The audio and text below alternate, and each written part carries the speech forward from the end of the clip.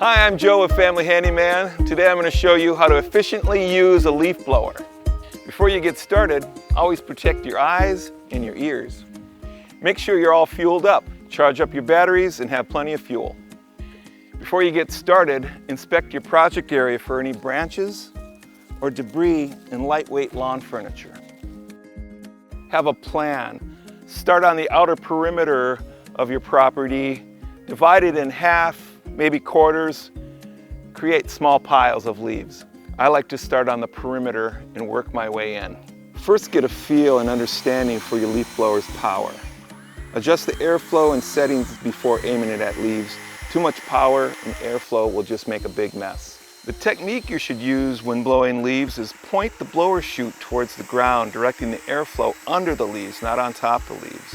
Move the blower chute from left to right, creating an arc-like motion as you walk, moving leaves into a pile.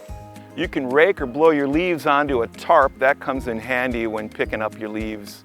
If your city doesn't pick up leaves, you can always compost them in your own garden. But you definitely don't want to blow them into the street. That's against the law.